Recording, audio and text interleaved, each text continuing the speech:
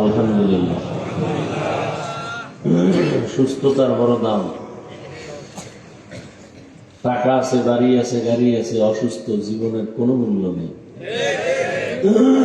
টাকা নাই, বাড়ি নাই, খেরের ঘরে ঘুমামু, আলু ভর্তা খামু, সুস্থ, এর থেকে শান্তির জীবন আর নেই।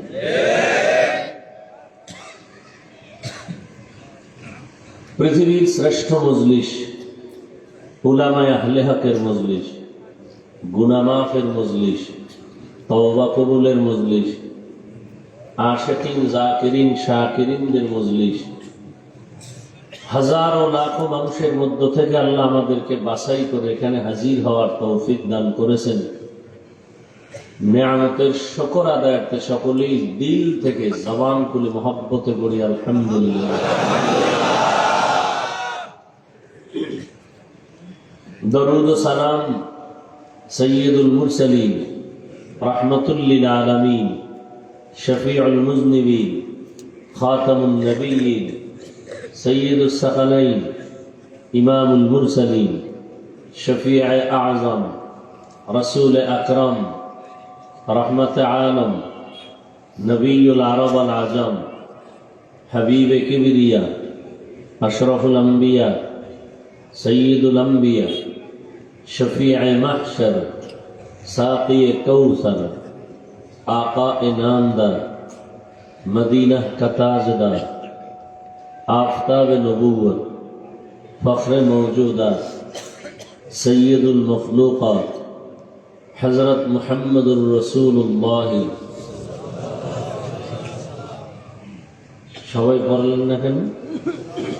নবীজির সাথে ঝগড়া টগড়া আছে না? সবাই জবান খুলে পড়েন তো আবার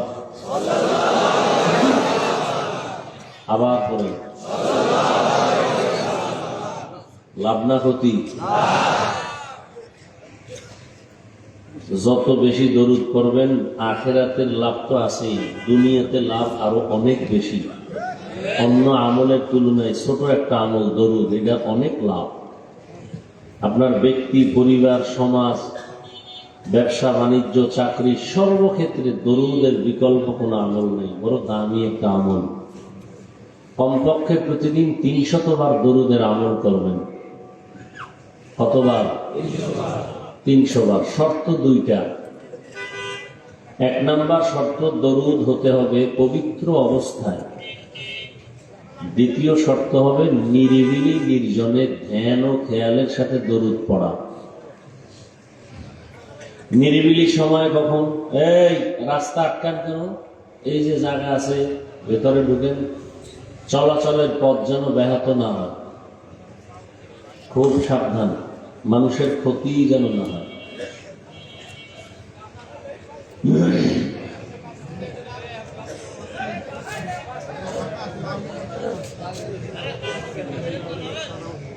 তাহলে নিরিবিলি কি সমস্যা? কি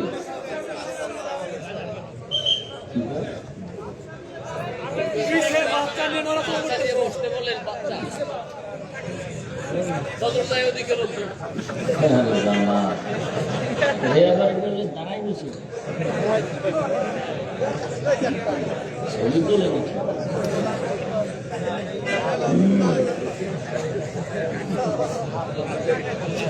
কারো জ্যৈষ্ঠ মাস, কারো সর্বনাশ।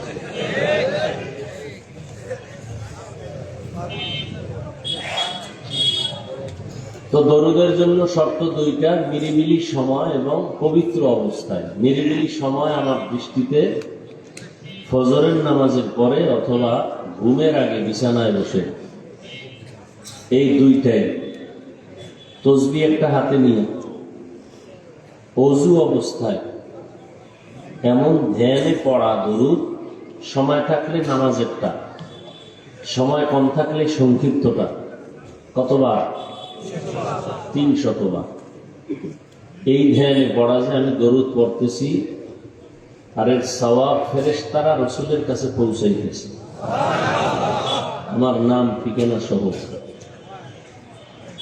এভাবে দরুদ ৩০০ বার পড়ি, কিবলার দিকে চেহারাটা ঘুরাইয়া ডান কাতে ঘুমান।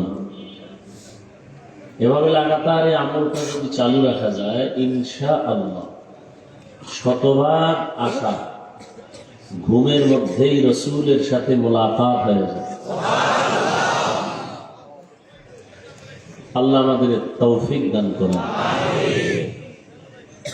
কথা হবে না, ইশারায় কাজ করেন, আওয়াজ এমন আওয়াজ দেন যে এই পর্যন্ত আসে। আল্লাহ আমাদের বেশি বেশি দরুদের আমল করার তৌফিক দান করেন।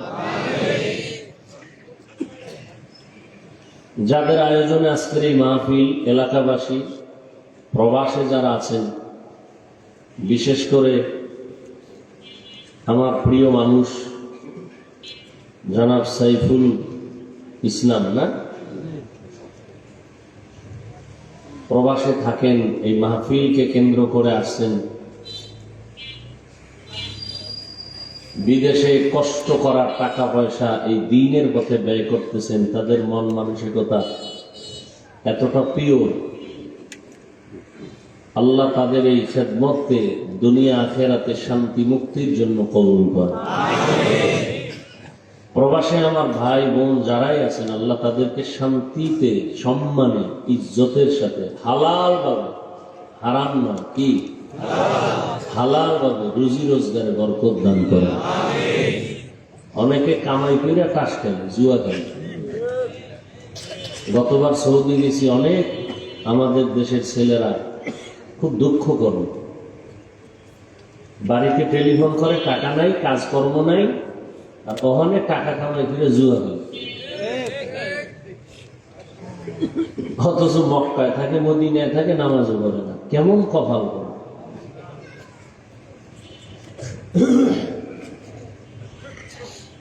আল্লাহ তাদের হেদায়েত দান করেন।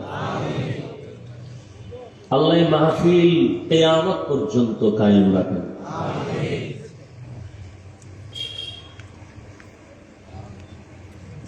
উলামায়ে কেরাম কোরআন সুন্নাহ ভিত্তিক দিক নির্দেশনামূলক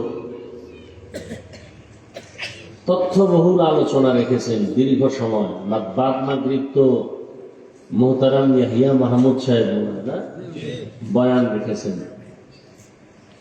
যার বয়ান বুঝতে হলেও কিছু জ্ঞান দরকার, যার বয়ানে এলেম আছে, আমল আছে, রূহ আছে। রূহ অনেকের বয়ান আছে, আমরা তো বয়ান করি কিন্তু রূহ নেই, কি নাই। আজকে একজনে বলতেছে জুমার মসজিদে খানা খাইতে ইমাম সাহেবরে খানা দিছে ডিম দিয়া।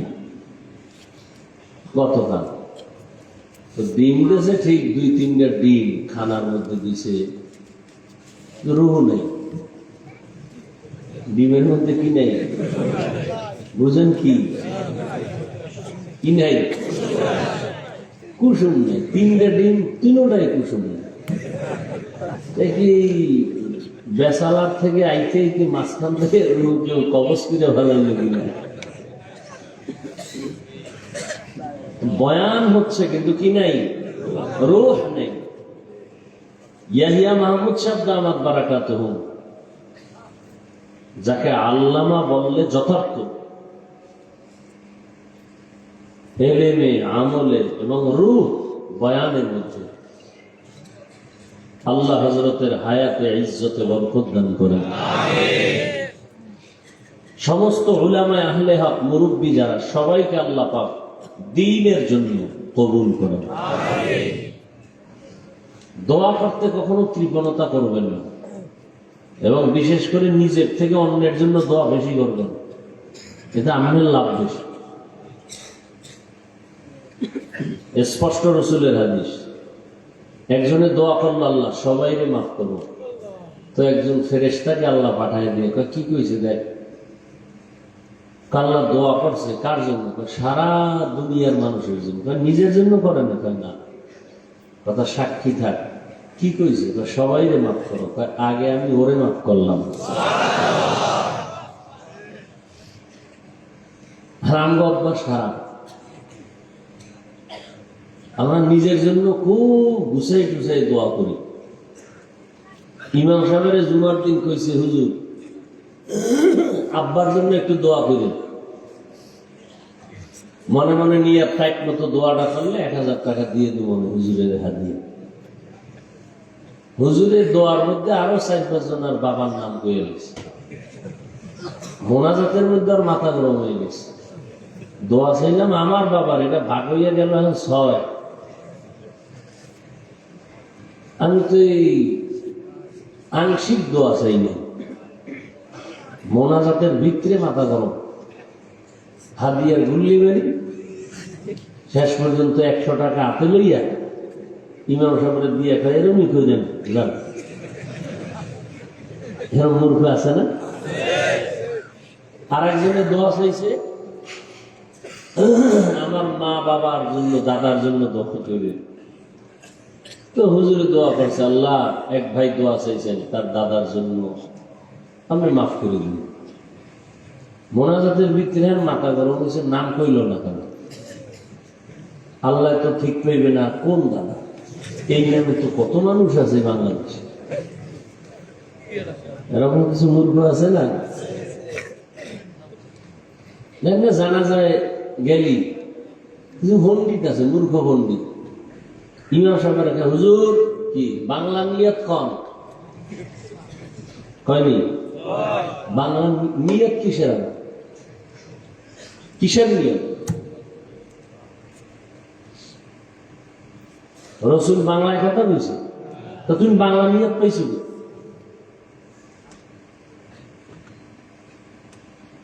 আরবিরও কোন নিয়ত নেই, বাংলারও কোন নিয়ত নেই। নিয়তের সম্পর্ক ঠোঁটে নয়, কলমে। তুমি ঠোঁটে কি করো? রসুল বলে কলবে, তুমি কেন চালাকি করো? রসুল একটা ভালো লাগে না? ইমাম সাহেবের এটা মুখস্থ করতে হইল, জানা যায় না এই করলে তো আমার খারাপ জানা। এই যে বাংলাটারে মুখস্থ করছে, কইতে হইব জিগায় সবার সামনে, কি বাহাদুর! বাংলা নিয়ে ইমাম সাহেবের উচিত ছিল তুমি আরবিটা আগে কর, এরপর আমি বাংলা দিয়ে বলি। কিসের বাংলা নিয়ে? আরবিতেও কোনো নিয়ত নাই। নিয়তের সম্পর্ক কোথায়? ঘুম থেকে উঠছেন, মসজিদে যাবেন, জহুর পড়তে কি নামাজ? কলবে আছে, আলাদা আর কোনো নিয়ত নেই। রসুল কয় লাগবে না, তুমি পণ্ডিতি করো কেন? ইসলামটারে কঠিন বানাইছো কেন?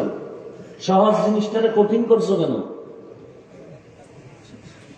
একজন একেবারে আজানের আগে মসজিদে গেছে, বুজুর্গ, পাগড়ি একখান লইয়া। একামত যখন শুরু হয়েছে খাড়ায় না, হাইয়া আলাইহিস সালামের সময় খাড়াই বয়ে গেছে, আসেনি? হে হাইয়া আলাইহিস সালামের সময় খাড়াইছে, খাড়াইয়া পাগড়িটারে ঘুরাইতেছে বান্ধে। পরে আঙ্গুল দিয়ে দেখে যে সোজা খুলছে, আবার খুলছে, আবার পেঁচা, এরকম খোলে পেঁচায়, খোলে পেঁচায়, এদিক দিয়ে তাকবীর উলা শেষ। অথচ তাকবীর উলা কত মূল্যবান। আর একজনে ভাগনি ঢুকবি নেই, হে নিয়ত শুরু করছে, না হয়তো মুসল্লিয়া কইয়া থেকে শেষে যাই দেয় ভুল হয়ে গেছে, আবার শুরু। এরকম কয়েকবার ঘুরতে ঘুরতে ইমাম সাহেবের আলহামদুলিল্লাহ শেষ, এখনো না হয়তো ফেল করেছে। আমি কি বানায় কইতেছি? সব মূর্খতা, ধর্মের কোনো জ্ঞান নেই। আল্লাহ আল্লাহ সবাইকে বুঝার তৌফিক দান করে। সব হইল বুঝ বুঝ, কি বয়ান কিছু না, আসল বুঝ। আমরাও মুসলমান, আমিও।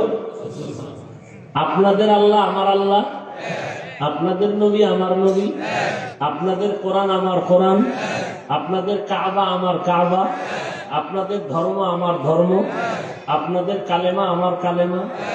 আপনারা বয়ান করবো কেন? বয়ান তো হিন্দুদের করবো, ওরা আল্লাহ চিনে না, নবী চিনে না, কোরআন বুঝে না। খ্রিস্টানদের করবো, এহুদিকে করবো, বৌদ্ধদের করবো, আপনাকে কেন? আপনি তো আল্লাহ চিনেন, নবী চিনেন, কোরআন বুঝেন, হাদিস বুঝেন, আমগো থেকে বেশি বুঝেন, নাইলে আমগো ভুল ধরেন কেমনি? আপনারা বয়ান করবো কেন? অথচ আপনারে করবো কেন না, আপনার পিছে ঘুরতে ঘুরতে ঘুরতে ঘুরতে খানা নাই, ঘুম নাই, টাকা নাই, চিন্তা নাই, রাত নাই, দিন নাই, বৃষ্টি নাই, রৌদ্র নাই, গাধার মতো ঘুরতেছি, গাধার মতো। নিজের বাড়ি ঘর, ছেলে মেয়ে, পরিবারের কোনো সময় দেওয়ার সুযোগ নাই। এই উম্মতের পিছনে আমি একা, হাজার হাজার আলেম, তাবলিগলারা, পীর মাশায়েখরা, জুমার খতিব ইমামরা, আমরা বক্তারা পাগলের মতো ঘুরতেছি, রাত নাই দিন নাই, ঘিরেই মুসলমান। তালি দিতে দিতে দিতে দিতে এরপর সেই মুসলমান এখনো নামাজ নাই, রোজা নাই, পর্দা নাই, হালাল নাই। কারণ কি? কারণ শুধু বুঝের সমস্যা। আমার বুঝ কি? টুপি দিলেই শান্তি। আপনার বুঝ টুপি দিলেই মাথা গরম বুঝ। আমার বুঝ আমি দাড়ি রাখলেই আল্লাহ খুশি, আমার সম্মান। আপনি মনে করতেছেন দাড়ি রাখলেই আমার অসম্মান। আমার বউ ভালো জানবে না, আত্মীয় স্বজন ভালো জানবে না। এই শুধু বুশটাকে ঠিক করার জন্য এত মেহনত। বুশটা যখনই ঠিক হয়ে যাবে তখন সে স্কুলে পড়ুক, কলেজে পড়ুক, যে লাইনে থাক, বুঝ ঠিক হইয়া গেলেই নামাজ ধরে ফেলবে। বুশটা ঠিক হয়ে গেলেই আর টুপি খুলবে না। বুঝ লাইন মতো হয়ে গেলে আর দাড়ি কাটবে। সব কিছুর মূলে বুঝ ঠিক নেই। এই বুঝ ঠিক করতে হবে। আল্লাহ সবাইকে বুঝার তৌফিক দান করেন। কিছুক্ষণ শুনবেন তো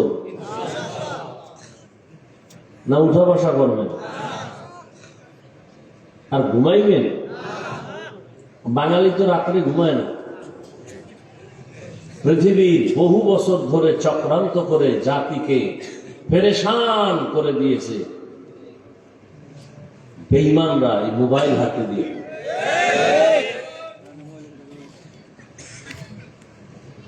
আপনি সারা রাত্র মোবাইলে কি আকাম করেন, গুনাহ করেন, এইটা 1 মিনিটের জন্য আমি বাদ রাখলাম। মোবাইলের উপরে কঠিন বয়ান আমি ছাড়া কেউ করে কিনা আমার জানা নেই। প্রত্যেকটা বয়ান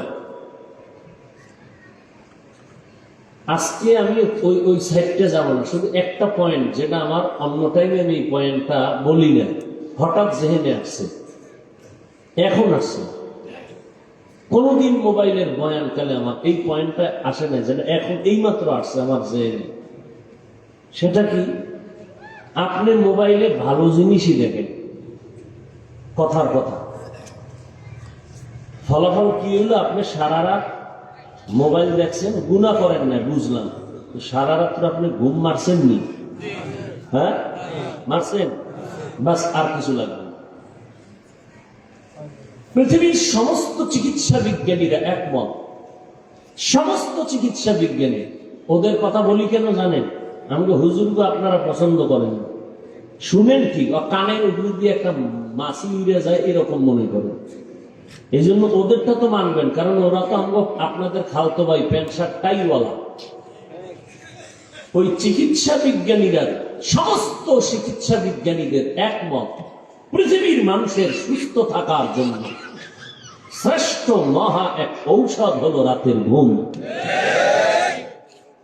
আপনি মোবাইলে কি করছেন ওটি ডেলি বলি, আজকে বললাম, কিন্তু এতটুকু বলেন, আপনি যে রাতের ঘুমটা নষ্ট করলেন, আপনি সুস্থ না অসুস্থ? আজকে বাসায় গিয়া গুগলে সার্চ দিবেন, টাচ মোবাইল দেখলে শরীরের অঙ্গ প্রত্যঙ্গের কি কি ক্ষতি হয়। চিকিৎসা বিজ্ঞানীরা ডিটেলস ওখানে সব বলে রাখছে।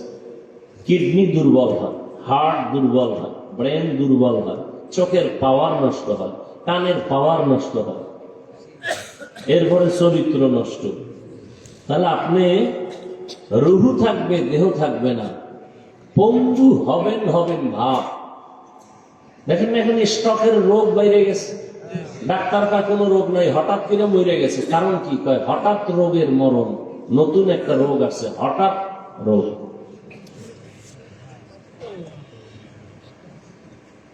বা সব বাদ, আপনি ভালো জিনিসই দেখছেন, কিন্তু রাতের ঘুম, দিনে যদি আপনি রাতের 2 ঘন্টার ঘুম, আপনি দিনে 10 ঘন্টা ঘুমান, রাতের 2 ঘন্টার বরকত পাবেন না। শুরুতেই বৈশা বলছিলাম, বিল্ডিং, টাকা আছে, সব আছে, আপনি অসুস্থ, কোনো ভ্যালু নাই এই জীবনে, আর কিচ্ছু নাই, আপনি সুস্থ, এর থেকে বড় নিয়ামতের দুনিয়ার নেই। আপনাকে ক্রমান্বয়ে প্রচন্ড অসুস্থ করতেছে কে?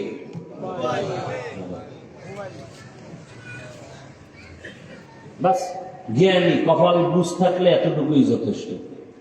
আর কপাল যদি পুড়িয়ে যায়, তা আমি হাফিজুর রহমান কেন? স্বয়ং রসুল বয়ান করলেও কপাল পুড়বে। তো কেমন বেঈমান কপাল পরা যে রসুলের বয়ান শুনেও কপাল খুলে। যেই রসুলকে এক নজর দেখলেই মোহাব্বতে জাহান্নামের আগুন হারাম, যেই রসুলকে এক নজর দেখলে পেটের ক্ষুধা থাকে না, সেই রসুলকে 13 বছর দেখছে, বয়ান শুনছে, কালেমা পড়ে না। কত বড় নিকৃষ্ট বেঈমান! নাম জানেন? এর নাম কপাল। অন্যদিকে 27 বছরের যুবক, 6 বছর, তরবারি নিয়ে দৌড়ায় রহমতের নবীকে জবাই করার জন্য। কত পাওয়ার! কয় বছর? কিশোর গ্যাং। কি গ্যাং? 27 বছরের যুবক তরবারি নিয়ে দৌড়ায় রহমতের নবীকে জবাই করবে। কেউ সামনে দাঁড়ায় না, ভয়। যুবক জোর কদমে চলছে, রহমতের নবীকে জমিনে রাখবে না, জবাই করে ফেলবে।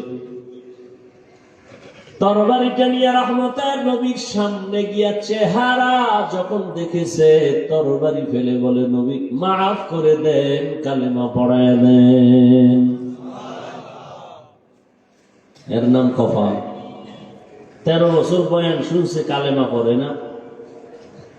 আর 27 বছরের যুবক নবীকে জবাই করতে গিয়া কালেমাওয়ালা হয়ে গেছে। এর নাম কপাল। কপাল যদি খুইলা যায়, সামান্য কথায় মানুষ হেদায়েতের দরজায় ঢুকে পড়ে। মান ইয়াহদিল্লাহু ফাহুয়াল মুহতাদ ওয়া মান ইউদ্লিল ফালান তাজিদা লাহু ওয়ালিয়াম মুরশিদা। আল্লাহ যাকে কবুল করবেন সে হেদায়েত পেয়ে যাবে, আর যার কপাল খারাপ, হেদায়েত আল্লাহ দিবেন না তো সে পাবে না, পাবে না তো পাবেই না। হেদায়েত পাওয়ার মতো কোন মুর্শিদ পাবে না, পথ প্রদর্শক পাবে না। আল্লাহ হেদায়েত দান করুন। সাউন্ডটা ক্লিয়ার করুন। ইকোর অবস্থা, ইকোটা টোটাল বন্ধ করুন। ডিলেটা দাও হালকা। আর এই মনিটরের সাউন্ড বাড়াও। প্রথম যখন ইশারা দিছিলাম ওই বলে, এই দেখছেন ব্যারাম শুরু হয়ে গেছে। আচ্ছা, আপনার ব্যারাম যদি থাকে ঢুকলেন কেন? আপনি জানেন আপনার অভ্যাস ভালো না, দীর্ঘ টাইম বসতে পারেন না। আর আমি তো নতুন আসমান থেকে আসিনি, আমি তো এই পুরান পাপী। আমি বয়ান কি করি না করি জানেন। এরপর ভিতরে ঢুকছেন, যদি নিজেকে ধন্য মনে করেন, উঠিয়া কেন নিজের কপাল পুড়েন, অন্যের ক্ষতি করেন? আল্লাহর ভয় নাই? আমি এখনো বয়ান শুরুই করিনি। আমি রমাজানের আয়াত পড়ছি, রমাজান নিয়ে আলোচনা করব। বিস্তারিত রমাজানের আলোচনা করলে নিম্নে 2 ঘন্টা লাগবে। আমি যদ্দূর শিখছি, উলামায়ে কেরামের বয়ান মুখস্থ করছি। এখন পর্যন্ত আমি সেই আয়াতের তর্জমাটাই বলি। তর্জমা বলবো আয়াতের, হাদিসের, পরে ব্যাখ্যা। কিন্তু আমার এই অভ্যাস নাই যে কেউ উঠা বসা করবে আর আমি বয়ান করবে, এটা জীবনও আমার দ্বারা সম্ভব। আর বয়ান বক্তার এলেম আমলের মাস্তানিতে চলে না। বয়ানটা চলে দুই পুঁজিতে, দুই শক্তিতে। এক শক্তি গোপন আল্লাহর রহমত, আর এক শক্তি ওপেন শ্রোতাদের অন্তরের মহব্বত। এই দুই জিনিস যখন পুরা দমে আসে তখন বয়ান হয়, আর এমনি ওয়াজ হয়, আলোচনা হয়। বয়ান ভিন্ন জিনিস। এটা বুঝাবারও কায়দা নেই, বুঝারও মানুষ নেই। মূল আলোচনাটা বলবো, এর আগে কিছু কথা বললাম, এটিও জরুরি কথা। আর এটি আমি তো কাগজে লেখা মুখস্থ করতে করতে আসি নাই যে আজকে এখানে এটা বলবো। ওই যে বললাম না, মোবাইলের এত বয়ান করি, কিন্তু এই পয়েন্টের কথা আমি আমার হায়াতে বলিনি, এখন আসছে জেহেনে। কে দিছেন? রমজান নিয়ে আমি আলোচনা করার নিয়তে যে আয়াত করেছি, এবার শুরু করি তার তর্জমা, এরপরে কিছু ব্যাখ্যা। তবে উঠা বসা করলে আমি মোনাজাত দিয়ে দিই। এই সাউন্ডটা খুব খারাপ হয়ে গেল মুহূর্তের মধ্যে।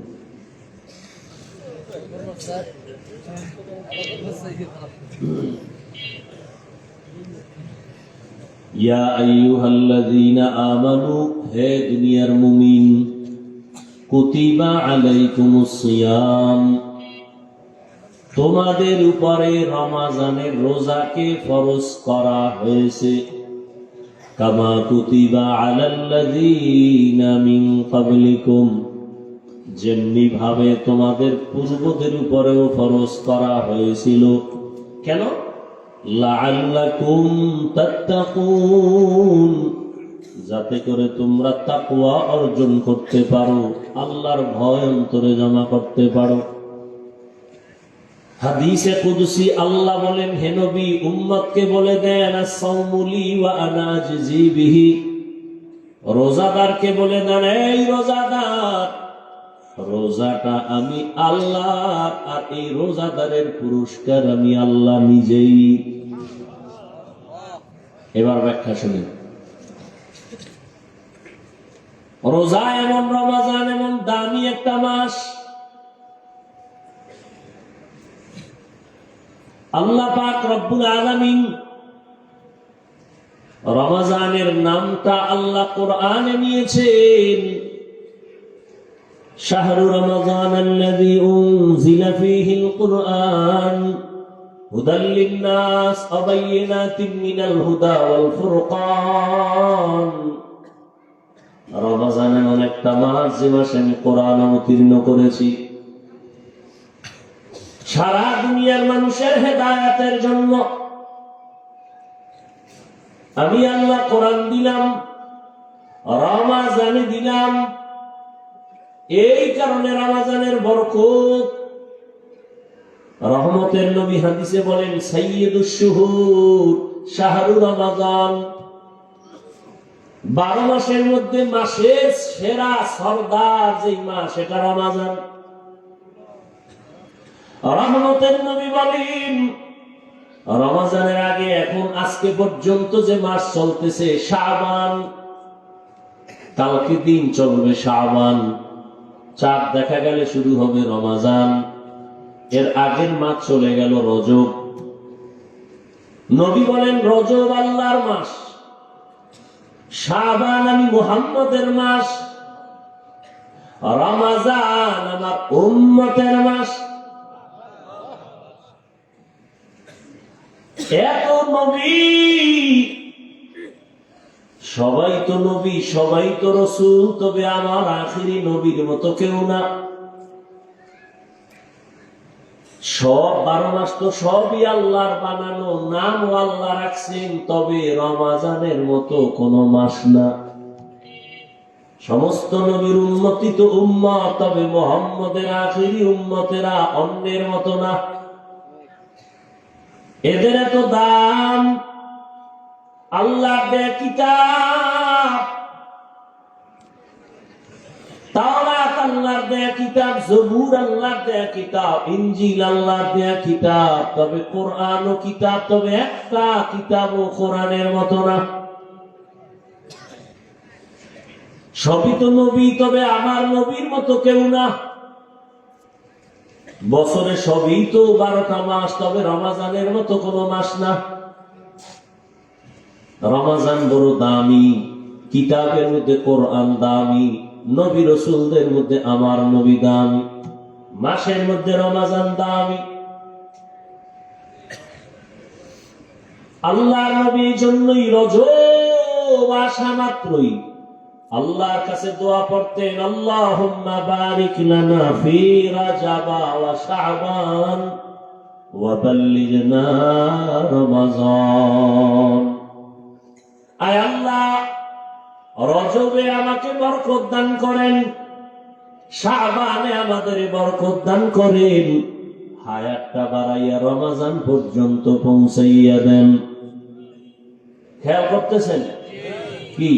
রমাজানে বরকত দান করেন বলেন নাই, বলে রজবে বরকত দান করেন, শাবানে বরকত দান করেন, রমাজানে বরকত দান করেন কেন বলেন নাই? বরং নবী বলেন রমাজান পর্যন্ত পৌঁছাইয়া দেন।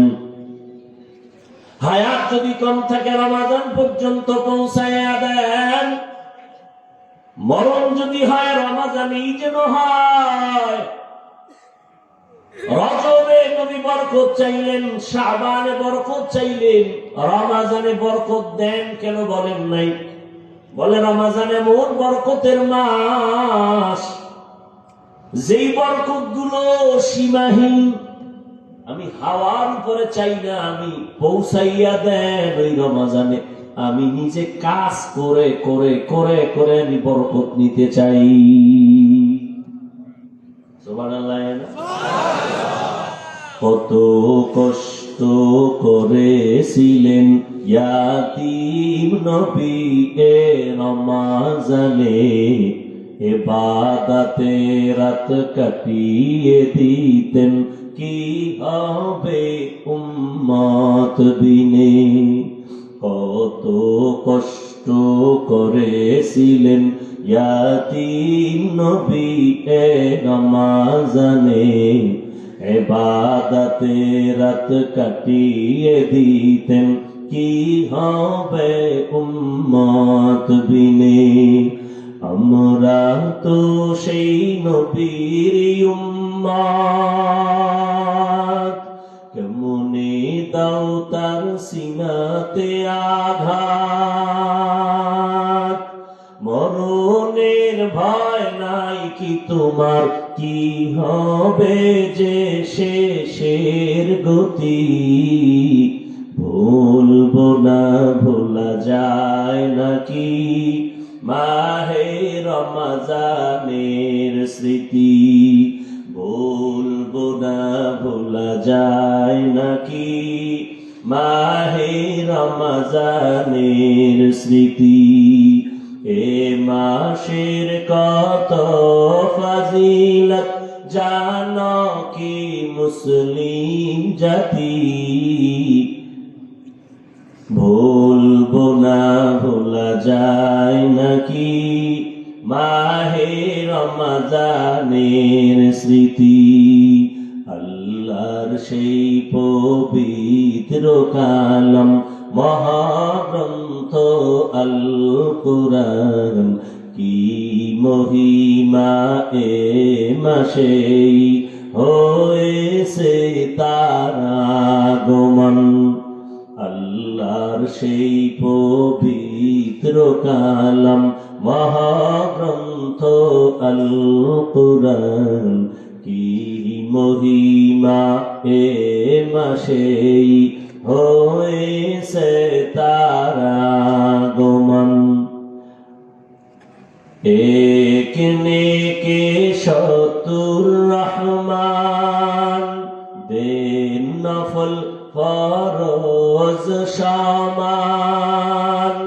রহমত বরকত নাজাতের মাস, জ্বালাও আমলের বাতি। ভুলবো না ভোলা যায় নাকি মাহে রমজানের স্মৃতি। এ মাসের কত ফাজিলত জানো কি মুসলিম জাতি। ভুলবো না ভোলা যায় নাকি মা রমজানের স্মৃতি ভুলবো না, ভোলা যায় নাকি মাহে রমজানের স্মৃতি। খারাপ লাগতেছে আপনার? সময় দিবেননি? রমজান এমন বরকতের মাস, নবী বললেন রজবে বরকত দাও, শাবানে বরকত দাও, রমজানে বরকত দাও না বলে বললেন রমজান পর্যন্ত পৌঁছাইয়া দাও। কারণ রমজানে জাহান্নামের দরজা বন্ধ। রমজান এমন বরকতের মাস, যেই রমজানে জান্নাতের সব দরজাগুলো খোলা, শয়তানের শিকলে বান্ধা, সমস্ত কবরের আযাব রমজানে বন্ধ। এমন এক বরকতের মাস, একটা নফল আমল করবেন ফরজের সমান সওয়াব, একটা ফরজ আমল রমজানে করবেন 70টা ফরজের সমান সওয়াব। কথা বল না কেন? ভাবে আছেন না ঘুমান? ভাইরা আমার, 11 মাসে এক নফলের ফলাফল এক ফরজের ফলাফল এক। রমজানে একটা নফলের মান ফরজের সমান, এক ফরজের মান 70টা ফরজের সমান। এজন্য নবী দোয়া করছেন, হে আল্লাহ রজবের বরকত দিও, শাবানের বরকত দিও, রমজান পর্যন্ত পৌঁছাইয়া দাও, আমি আমল করে করে রমজানের বরকত নিব। এই বরকতের মাসে আমার যেন মরণ হয়। এরা নবীরা আসে, রমজানের এত বরকত কেন? কোরআন নাজিলের মাস। শুধু তাই না, এ মাসে অন্য কিতাব এই মাসে নাজিল হয়েছে, তাওরাত এই রমজানে নাজিল হয়েছে, জবুর কিতাবটাও রমজানে, ইনজিল রমজানে, ঈসা নবীর মুসা নবীর কিতাব রমজানে, ইব্রাহিম নবীর কিতাব আছে রমজানে। রমজান এত বরকত। কোরআন এমন দামি একটা কিতাব, দোকানে যাইয়া কাপড়ের দোকানে ঢুকিয়া দেখেন অনেক টুকরা কাপড় ফেলে দেয়, এটি কোনো কাজে লাগে না, টুপিও হবে না, জামাও হবে না, প্যান্ট হবে না, হাফ প্যান্টও হবে না। ওই কাপড়গুলো ধরে যদি বলেন, ভাই এ দোকানওয়ালা টেইলার্সওয়ালা ভাই, কাপড়ের টুকরাটা আমাকে দাও, বলে তুমি কি করবা? তুমি একটু সেলাই লাগাইয়া আমারে কোরআনের গিলাফ বানায় দাও। যেই কাপড় ফালায় দিছে, কাজে লাগবে না, কোনো দাম নাই, 5টা মিনিট ব্যয় কইরা সেলাই লাগায় গিলাফ বানায় দিছে। এবার দোকান ক্রেতা বলে, ভাই কিছু টাকা নিবানি? না লাগবে না, কোরআনের বরকতে দিয়ে দিলাম, দোয়া করিও। কোরআনের সাথে লাগছে ফেলে দেওয়া কাপড়, এখন গিলাফ হয়ে গেছে। দাম কম না বেশি? অনেক দাম। এখন এটারে সবাই চুমা খায়, নিচে থাকে না। কোরআনের সাথে লাগার কারণেই তো দাম। এই যে এত সুন্দর একটা চেয়ার বানাইছে, কত লাখ টাকা গেল, কিন্তু নরমাল একটা ফেলে দেওয়া কাঠ, এটা দিয়ে আপনি একটা রেহাল বানাবেন, কোরআন শরীফের সাথে সম্পর্ক লাগাই দিবেন, রেহালটার দাম কমবে না বাড়বে? রাস্তায় কত কাগজ পড়ে থাকে, কেউ ধরে না। বিসমিল্লাহ লেখা একটা কাগজ যদি রাস্তায় কেউ পায়, মুসলমান এটার উঠায় চুমা দেয়। এই জন্য সব ওলামায়ে কেরাম বলে, এই যে হ্যান্ডবিল টেনবিল করো, ওই সামান্য কাগজে বিসমিল্লাহ লেখবা না। বিসমিল্লাহ কাগজ রাস্তায় পড়ে থাকতে পারে, বিসমিল্লাহর অপমান যেন না হয়। কোরআনের কারণে এত দাম। রমজানের সম্পর্ক কোরআনের সাথে দাম বেড়ে গেছে। কোরআন আছে কদরের রাত, কত দাম। ইন্না আনজালনাহু ফি লাইলাতিল কদর ওয়া মা আদরাকা মা লাইলাতুল কদর লাইলাতুল কদরি খায়রুম মিন আলফি শাহর। রমজানে কোরআন আসছে কদরের রাতে, দাম কত? কয় 1000 মাস লাগাতার। 1000 মাস যদি বান্দা ইবাদতে কাটাইয়া যা বরকত আর সওয়াব পাবে, কদরের এক রাতের ইবাদতে আল্লাহ তার থেকেও বেশি দান করবে। আতিনা ফি দারে দুনিয়া না হাসান, আতিনা ফি দারে উকবা না হাসান, ইয়া গিয়াসাল মুস্তাগীসিন হদিনা লিফতিখারা বিল উলুমি ওয়াল গিনা।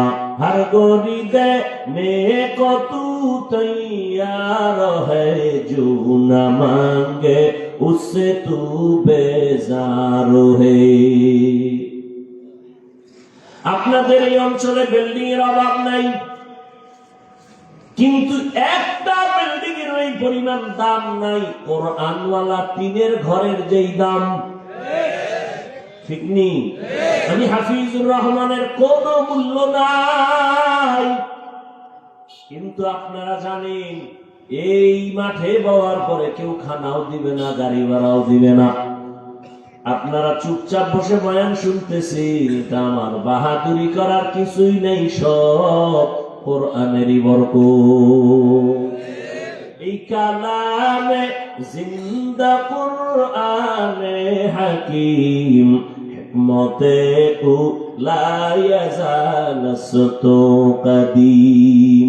আল্লাহ তাআলা এই রমজানে রোজাকে ফরজ করার ক্ষেত্রে আল্লাহ কত মায়ার আওয়াজ দিয়ে বলেন, প্রথমে ও আমার বন্ধুরা। প্রত্যেকটা মুমিনকে আল্লাহ বন্ধু বানায় নিছেন। আল্লাহ বলেন ইয়া আইয়ুহাল্লাযীনা আমানু, ও আমার বন্ধু। বন্ধু কেন বললেন? বলে বন্ধুর সাথে বন্ধুর মোহাব্বত যখন গভীর হয়ে যায়, তখন কষ্ট বন্ধুর কাছে আর কষ্ট থাকে না। আল্লাহ প্রথমে বন্ধু বানাইয়া এরপরে কঠিন একটা আদেশ দিতেছেন, তাও কেমন? বাই ফোর্স অর্ডার না। নামাজ পড়ো, না না, তোমার জন্য একটা সুন্দর কাজ রাখা হয়েছে, তুমি করবানি। কাজ রেখে দিছি, কর, এটা না। কত নরম ভাবে আল্লাহ বুঝাইতেছে, তোমার উপর একটা দায়িত্ব রাখা হয়েছে, তুমি পালন করবানি। এখন বন্ধু চিন্তা করে কেমন একটা দায়িত্ব, না জানি না পারি। না না না, ভয় নাই, তোমার পূর্বে যারা ছিল তারাও এই দায়িত্ব পালন করেছিল। তখন কাহা তাহলে পারা যাইতে পারে, করো। আর শুধু করলে কি লাভ জানো? এটার পুরস্কারটাও কিন্তু কঠিন। নামাজের পুরস্কার মাধ্যমে দিছি, আমি ডাইরেক্ট দেই নাই। যাকাত দেয় একজনে, যাকাতের পুরস্কার ফেরেশতার মাধ্যমে, ডাইরেক্ট আল্লাহ দেয় না।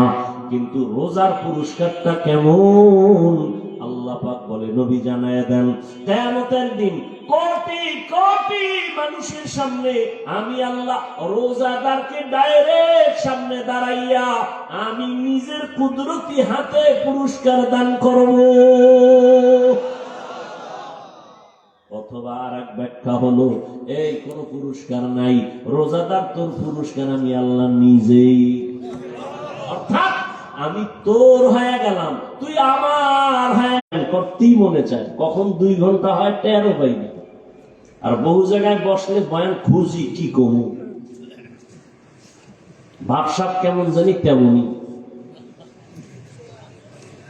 আল্লাহ হেদায়েত দান করুন। ভাইরা আমার, বাদশাহ হারুন রশিদের নাম জানেন না? বলেন তো তার স্ত্রীর নাম কি? মাশাআল্লাহ, কি নাম? জুবায়দা। কমলমতি নারী। এত বড় রাষ্ট্র পরিচালক বাদশাহ হারুন একদিকে রাষ্ট্র চালায়, অন্যদিকে তাহাজ্জুদের নামাজ পড়ে, ইমামতি করে। এরা হইল রাষ্ট্রের নেতা ইমাম। ইমাম তো সেই হবে যেখানে যাবে সেখানে ইমাম, মসজিদেও ইমাম, সংসদে ইমাম। যে এই যোগ্যতার একটা নাই সে সব জায়গায় ইমাম হওয়ার যোগ্যতা রাখে না। আমরা তো ইমাম আমরা হই নাই, আমরা জোর কইরা ইমাম নিজের বানাইছি। জোর করে বানানোর কারণে বেশি দিন টিকে না। আর আল্লাহ যদি বানাইতো মৃত্যু পর্যন্ত থাকতো। বাদশাহ হারুন রশিদের নাম জানেন, তার স্ত্রী জুবায়দা খাতুন। এরে পর্দার আড়ালের আম্মা জানেরা, মাইকের আওয়াজ শুনতেছেন, এত বড় রাষ্ট্র পরিচালনা করে বাদশাহ হারুন রশিদ। সারা দুনিয়াবাসী তার নাম জানে। তার ঘরের স্ত্রী কত পাওয়ারওয়ালা মহিলা। কিন্তু শুনেন, জুবায়দা খাতুন কত বড় আবেদা, কত বড় জাকেরা, কত বড় নেককারিনী। নিজে কোরআনের হাফেজা। আর আস্তে করে বলেন সুবহানাল্লাহ। কইতো ধাক্কা লাগে, সারাদিন বিড়ি খেলে সুবহানাল্লাহ লিখেন।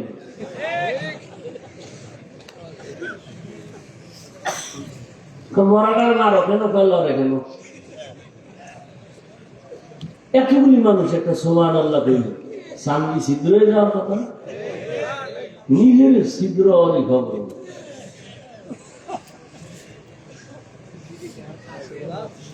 হায় হায় হায়। জুবায়দা খাতুন নিজে কোরআনের হাফেজা। তার আন্ডারে কাজ করে 100 কাজের মহিলা, সবাই কোরআনের হাফেজা। জুবায়দা খাতুন কেমন আবেদা, কেমন আবেদা, কেমন আল্লাহর প্যারা বান্দি। নিয়ত করে ফেলাইছে, আমি জুবায়দার বাড়ির থেকে 24টা ঘন্টার সেকেন্ডে সেকেন্ডে কোরআনের তেলাওয়াতের আওয়াজ বের হবে। 1 সেকেন্ড যেন বাদ না যায়। 100 মহিলা কাজের লোক, সব কোরআনের হাফেজা। ডিউটি ভাগ করলো, তুমি 1 পারা কোরআন পড়বা, এরপরে কাজে নামো, তুমি আধা পারা বইরা আবার কাজে নামো, তারপরে তুমি, তারপরে তুমি। এইভাবে 24টা ঘন্টা ভাগ করে দিয়েছেন। জুবায়দার ঘর থেকে এখন 24টা ঘন্টার প্রতিটি সেকেন্ড আমার মাওলার কোরআনের আওয়াজ বের হয়। ই কালামে জিন্দা কুরআনে হাকিম, হিকমতে উ লা ইয়াজান সুতু কাদিম। জুবায়দা একদিন স্বপ্ন দেখে। কি দেখে? স্বপ্ন। স্বপ্নে দেখতেছে জুবায়দা আমি বাইতুল্লাহর সামনে দাঁড়ানো। খেয়াল করতেছেন তো? জুবায়দা স্বপ্নে দেখে আমি বাইতুল্লাহর সামনে দাঁড়ানো। সারা দুনিয়ার মানুষ আইসা আইসা পুরুষেরা জুবায়দার সাথে জিনা করে।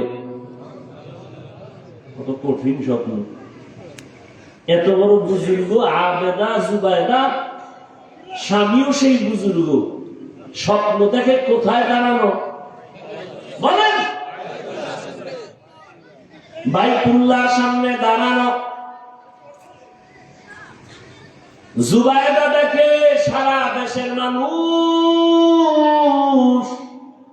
পুরুষেরা আসে কাতারে কাতারে আইসা জুবায়দার সাথে জিনা করিয়া যায়। এই স্বপ্ন দেখলে আর ঘুম থাকে? তোমরা ঘুমের টেনশন, তোমরা তো এগুলোই সারা জীবন কাটাইলা।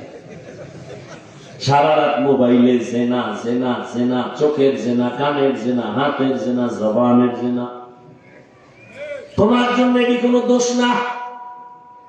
এনারে দোষ যেন কেউ না মনে করে, এই জন্য ইংলিশ 2টা শব্দ বানায় স্লোগান দেয়, ডোন্ট মাইন্ড। কি হো কি ফ্রি মাইন্ড। এই ফ্রি মাইন্ডে আর ডোন্ট মাইন্ডে কি হচ্ছে দেশে? আল্লাহ হেদায়েত দান করুন। কি বড় জুবাইদা খাতুন এত বড় আবেদা, ও পর্দার আড়ালের আম্মা জানেরা ভালো করে বুঝে, আপনারাও তো তাদের মতো দামি নারী। জুবাইদা বাইতুল্লাহর সামনে স্বপ্ন দেখে জেনা করে করে পুরুষেরা যায়, দেখে তো জুবাইদার মাথা গরম হয়ে গেছে। আমি তো আল্লাহরে ডাকি, ইবাদত করি, কোরআন তেলাওয়াত করি, আমি তো হাফেজা, এ কি দেখলাম, মাথা গরম হয়ে গেছে। খাদেমরে ডাক দিয়া কয়, দে তাড়াতাড়ি দে।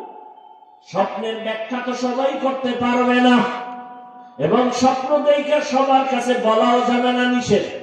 যারা ব্যাখ্যা বুঝে তাদের কাছে বলো, কারণ উল্টা পাল্টা বলিয়া যদি উল্টা ব্যাখ্যা করে ভেজাল লেগে যাবে। জমানার বড় স্বপ্নের ব্যাখ্যা করনেওয়ালা এত বড় একজন বড় দামি বান্দা মুহাম্মদ ইবনে সিরিন লোক পাঠায় দিল, যা স্বপ্নের ব্যাখ্যা নিয়ে আসবি, তবে আমি জুবাইদার নাম বলবি না। জনৈক এক মহিলা স্বপ্ন দেখছে। মুহাম্মদ ইবনে সিরিনের কাছে চলে গেল, যাইয়া কয়, হযরত, বড় বুজুর্গ, এক মহিলা স্বপ্ন দেখছে বাইতুল্লাহর সামনে দাঁড়ানো, দেশের বিভিন্ন জায়গা থেকে যুবক পুরুষেরা এসেছে না করে। মুহাম্মদ ইবনে সিরিন কা স্বপ্ন দেখছে কে? নাম বলা নিষেধ, দৌড় দে, ব্যাখ্যাও নিষেধ। ব্যাখ্যাও কি কঠিন, বড় কঠিন, ব্যাখ্যা দেওয়া যাবে না। কারণ একজন স্বপ্ন দেখে আজান দিতেছে, আজান কি দিতেছে, দৌড়ে গেছে ইবনে সিরিনের কাছে, হযরত আমি আজান দিতেছি, রেডিয়া তুই মরবি। আর একজনে আজান হেও দেখছে, আজান দেয়, দৌড়ে হযরত স্বপ্ন দেখছি আজান দিতেছি, কয় শুকর আদায় কর, তুই হজ করবি। একই স্বপ্ন, দুইজনের ব্যাখ্যা দুই রকম, বুঝেননি? মুহাম্মদ ইবনে সিরিন বলে নাম কওয়া, নাম কওয়া নিষেধ, ব্যাখ্যা দেওয়াও নিষেধ। কি করবো? যা, দৌড়ে এসে কয়, জুবাইদা খাতুন, আপনার নাম যদি না বলা হয় স্বপ্নের ব্যাখ্যা দিবে না। জুবাইদাও পেরায় ফিরে গেছে, কি করি, যাও গিয়ে নামটা বলো। মুহাম্মদ ইবনে সিরিনের দরবারে যাইয়া কয়, স্বপ্ন দেখছি জমানার বড় ওলিয়ে কামেল হারুন রশিদের স্ত্রী আবেদা জুবাইদা খাতুন। মুহাম্মদ ইবনে সিরিন শুকর আদায় করে বলে, ধন্য জুবাইদার কপাল,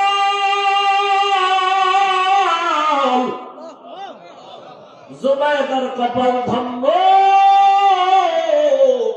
জুবাইদার গিয়ে সুসংবাদ দাও, জুবাইদার দ্বারা মক্কার জমিনে এমন কিছু কাজ হবে, জুবাইদার ওই কাজের দ্বারা উপকার পাবে দুনিয়ার সবাই। ঠিকই জুবাইদা এমন এক কাজ কইরা দিছে, আজও মক্কায় হাজি গেলে, খুঁজতে গেলে পাহাড়ের পাশে পাশে দেখবে ড্রেন কাটা আছে, ড্রেন, ড্রেন, ওটার নাম আরবিতে নহরে জুবাইদা। জুবাইদা মক্কায় যাইয়া দেখে মক্কায় পানির সংকট, নিজে সরকারি টাকা না নিয়ে নিজের জমা টাকা রেডি করে কোটি কোটি কোটি টাকা ব্যয় করে বিশাল বড় নহর, ড্রেন কাটলো, ড্রেন। ওখান থেকে পানি নিয়ে হাজিরা যেন সব জায়গায় পানি পায়, কষ্ট যেন না হয়। আরাফায়, মুজদালিফায়, সব জায়গায় এখনো পাহাড়ের পাশে সেই ড্রেনের ইটা এখনো আছে, অনেকে তো জানেই না। সমস্ত আরবের মানুষ যারা আলেম ওলামা, বিজ্ঞ যারা, ঐতিহাসিক ইতিহাসের পাতায় আছে, ওই মক্কা নগরীতে এখনো সে নাম আছে, নহরে জুবাইদা। এই জুবাইদার স্বামী বাদশা হারুন রশিদ এই ঘুমাইতেছেন দেখছেন নি আমার কাজে লাগাই গেলেন जिंदगी में बंदगी तू करना है जिंदगी में बंदगी तू करना है जिंदगी पे बंदगी शर्मिंदा है जिंदगी पे बंदगी शर्मिंदा है সাউন্ডটা প্রথমে ভালো ছিল কি যে হইল চাইছে একটু মন খুইলে যে বয়ান করুন শেষ বয়ান হারা রোজায় কোনো অজ লইলে মাদ্রাসার জন্য সময় দেন আজগুই শেষ চাইছি একেবারে জোর দূর ভারী করে যাবো পারলাম না সাউন্ডের কত চিল্লালে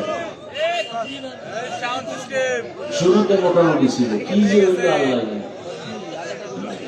একটা চিৎকার দিয়ে দেখছেন কোন আপনারা তো খুব হিসাব করেন পরের বাড়ি খাইয়া চেহারা কি তেলতে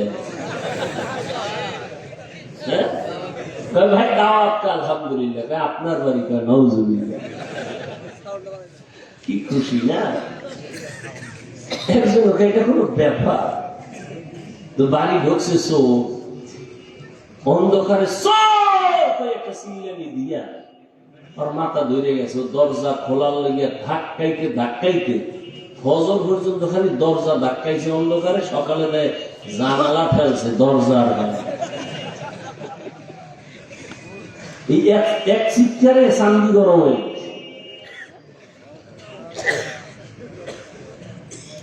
সাউন্ড হলো আসল মানুষের বডির মূল রূপ আমাদের বয়ানের মূল জিনিস সাউন্ড এই বাকি দিতে কিচ্ছু লাগবে ভ্যান্ডেল ভ্যান্ডেলের বাতা জুড়ে হয়ে গেল মাইক কাছে বয়ান চলবে চোখ বন্ধ করে খালি চলতেই থাকে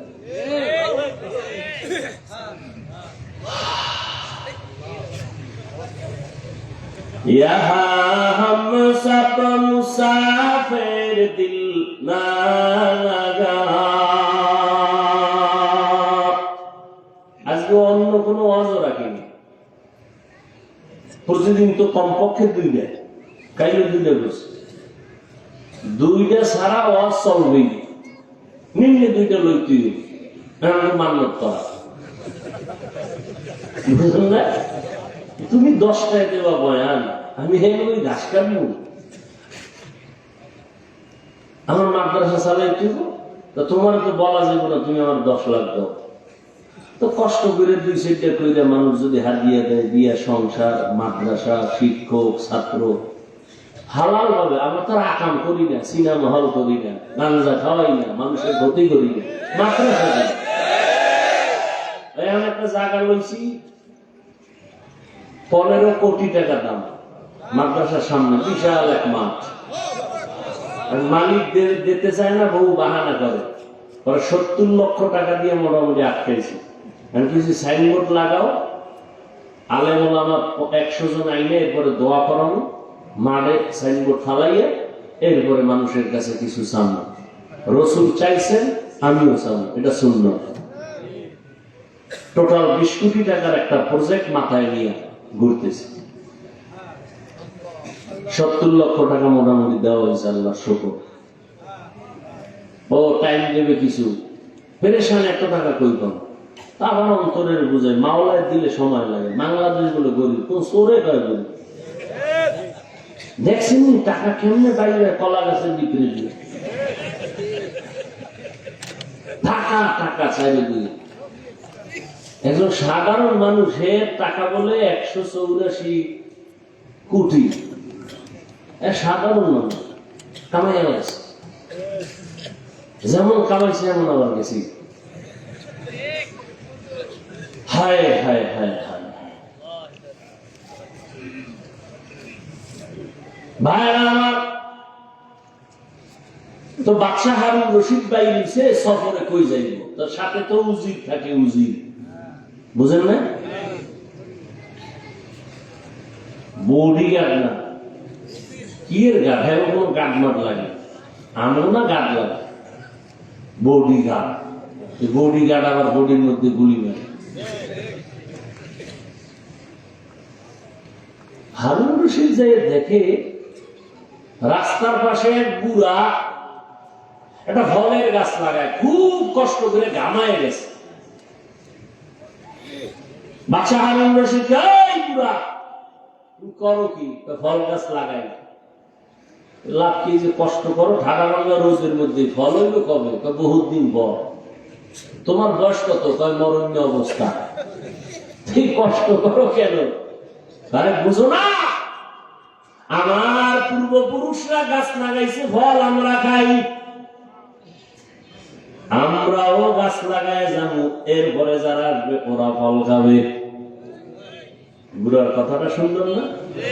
বাদশা হারুন রশিদ খুশি হইয়া বুড়ার কথা 1000 টাকা হাদিয়া দিছে। বুড়া একটা চিল্লানি দিয়ে কয়, মানুষ গাছ লাগাইয়া ফল পায়, 1 বছর পর আমি নগদ পাইছি। 1 বছর পর ফল পায়, আমি কি নগদ পাইয়া লাইছি। বাদশা বুড়ার কথা শুনে আবার 1000 দিছে। বুড়া চিল্লা একা, মানুষ বছরে ফল পায় একবার, আমি নগদ 2 বার। উজিরে টের পাইছেন নি বাদশা, এই বুড়ার দ্বারে থাকলে আপনার ফকির মানে তাড়াতাড়ি লাগে। এই বুড়া যে বুড়া, তো বুড়াদের বড় দাম। আর এখন শিক্ষিত পোলাপান শিক্ষার মাস্তানি নিয়ে ঘুরে, বাবাই বাংলা কথা ভালো জানে না, লেখাপড়া তেমন করে নাই, শিক্ষিত সন্তান শুদ্ধ কথা কয়, এখন মূর্খ বাবার কোন মূল্য নাই। বলে জিজ্ঞামুখী, বাবা বুঝে কি? বাবাই বুঝে কি কইয়া বাবারে বাদ দিয়া লাইনে লাইনে লাইনে লাইনে বেলাইন হয়ে গেছে। বন্ধু আর বান্ধব দিয়া মাইয়াও ঠিক করে ফেলছে। বাবারও জিগায় না, মায়েরও জিগায় না, নিজে বিয়ে করার জন্য চয়েস করে ফেলেছে বন্ধু দিয়া মাইয়া। মাইয়ার বাড়ি দেখতে যায় কমপ্লিট হয়ে গেল। মেয়ের বাবা বড় আপ টু ডেট, আধুনিক শিক্ষিত। এই তোমার যে মাইয়াটা দিব রাখবা কই? বাবার বাড়ি। কয় বাড়িটা তো দেখা দরকার। কয় চলো। এবার ছেলের বাড়ি আসবে মেয়ের বাবা দেখতে। মায়ের কয় আম্মু কিছু মেহমান আসবে, খানার আয়োজন করো। কিন্তু একবারও ছেলে কয় না আমি বিয়ার রাস্তায় যাইতেছি, মেহমান আসবে, খানা ব্যবস্থা করো। বুড়া বাবায় বুঝে না, বাবার জিগেই মুখী মেহমান তারিখ মতো মা কষ্ট করে বুড়া মানুষ রান্না করেছে। বাবা ঘরের মধ্যে মেহমান আসছে, দুপুরের খানার আয়োজন, ধুমধামে মেহমানদারি চলতেছে। মেয়ের বাবা কানে কানে একজনের কয়, একেবারে তো খারাপ না। আওয়াজটা বাতাসে যায় বাবার কানে লাগায় দিছে। বাবার অন্তরে ধাক্কা লেগে গেছে।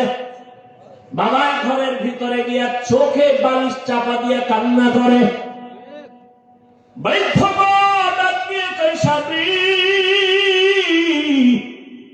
কেন তুমি কাঁদো? বলে সর্বনাশ, মেহমান রে খানা পাকাইছো। কয় হ্যাঁ। কেমন মেহমান জানুনি? কয় না, আমার ছেলে বুঝি গোপনে মাইয়া ঠিক করছে, ওই বাড়ির মেহমান খাচ্ছে। মাও চোখের পানি ছেড়ে কান্না করে, ও আল্লাহ এত কষ্ট করে ছেলেটারে বড় বানাইলাম, শখের বিবাহ করাবো, আজ আমার ছেলে আমারে জিগায় না। মেয়ের বাবা শর্ত দিছে, তোমরা সবাই আমার বাড়ি যাইবা, তবে মূর্খ বাবা টাবা নিবা না। এ মুরব্বি টুরব্বি লাগবে না, মুরব্বির এখন দাম নাই। ছেলে বাবা কান্না দেখে এক পর্যায়ে দুর্বল, মাপ চেয়ে কয় বাবা মাফ করে দাও, আমি তো এই কাম ঘটায় ফেলছি, এখন যাব, তোমারে তো নিতে নিষেধ করছে, কি করা যায়? বাবা তুমি কষ্ট নিবা না। বাবা যতই কষ্ট নেয়, সন্তান আইসা মাপ চাইলে আর অন্তরে কিছু রাখে না। এর নাম বাবা, এর নাম মা, অন্তরে কিচ্ছু রাখে না। বাবার পরামর্শ দিয়ে কয়, রে সন্তান, আমারে যদি না নাও দুঃখ নাই, তবে আমার মনে হয় আমারে যদি নিতি কঠিন বিপদ থাকলো তুই উদ্ধার হইতে পারতি। ছেলেটা আবার বিপদ কি কয় জানি না, ছেলেটাও বুদ্ধি কইরা বাবার একটা গোপন বক্স বানাইয়া ওই বক্সের মধ্যে ঢুকায়া বাবারে নিছে। বাবার লয়ে গেছে, কেউ জানে না এর মধ্যে কি, মেয়ের বাবার বাড়ির কেউ জানে না। বাবার এক সাইডে রাখছে। তো আগের দিনের বিয়ার অনুষ্ঠান তো একটা প্যারা দিয়া মানুষের আটকায় যেত, সারা রাত বইয়ে খাও, জব দাও, এরপরে খাও, চলতো না? এখন ওডির টাইম নেই, এখন সারা রাত খালি গান চলে, নাচ চলে, ওডির আর সময় কি? ভিডিও ক্যামেরা, আকাম সাকাম দুনিয়াতে যা আছে সব, গায়ে হলুদ, পায়ে হলুদ, সব হলুদ, এই আকাম দিয়া চলে বিয়ার অনুষ্ঠান। 5 তলা বিল্ডিং 12টার পরে কাঁপে, ইমাম সাহেব কয় কি ভূমিকম্প শুরু হইল, ঘুম ভাঙিয়ে গিয়ে কয় হাজি সাহেব জমিন কাঁপে কেন?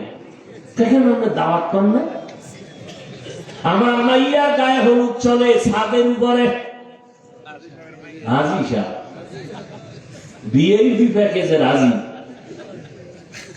আমি এজন্য মাঝে মাঝে বলি, কি এর পিসাবের মুরিদ, কি এর তাবলীগওয়ালা, কিসের হাজি সাহেব, এগুলো ইমানের পার্সেন্ট কত মাইয়া পোলার বিয়ার সময় টের পাওয়া যায়?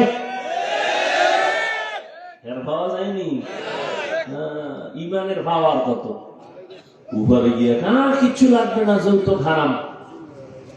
ঘরের দরজা লাগায় কি দিছে, এটা তো ঠিক হয় না, এটা দিল না কেন, এটা কি মানবতা হইল? ওইটা দিল না কেন, এটা কি মানবতা হইল? আর তলে তলে যারা যৌতুক খায়, বিয়ার আগেই কয় বিদেশ যাওয়ার ভিসা লাগবে। কি চায়? একটা ধরে কই যাবি বিদেশ, ভিসা দেবে কেটা হোর বাড়িতে, বউ নিবি কয় সম্ভব না। বিয়েটা করে বউ থুবি পাহারা দিবে কয় ছোট ভাই বানায় বলতেছি, এখন চলে না, চলে না। আল্লাহ হেদায়েত দান করুন।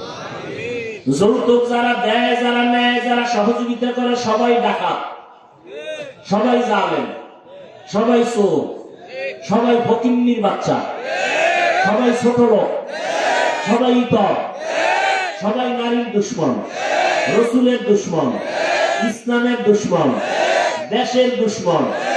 এদের মতো ইতর, বেহায়া, বেলাজা আর দুনিয়ায় কেউ নেই।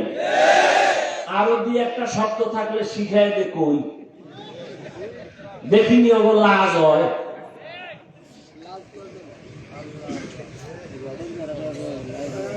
আল্লাহ হেদায়েত দান করুন। এক যুবক কয় এত কিছু হইনি, আর ভালো লাগে না, নিয়ত পাল্টাই গেছে, থাম না, দেই কি হয়। ফট করে একটা দুঃখ, কি আব্বা তো মান্যত করছে না, খাইলি। এরকম বাপ আছে না? মাইয়া হইলে খুব বেজা, ছেলে হইলে। আর রহমতের নবী বলেন, আমি 4 কন্যার বাবা, আমার কোন ছেলে নাই। ও কন্যার বাবারা, একটা কন্যা যদি পাও, একটা জান্নাতের মালিক। একজনে খুশি হয়ে আমি 4টে হয়েছি, আমি 4 জান্নাতের মালিক। কয় মাইয়া? কয় জান্নাতের মালিক? মাইয়ারা কি আরে কয়, এরা আবার গ্রামীণ ব্যাংকের মালিক। কি কায়দা ভাইরা আমার!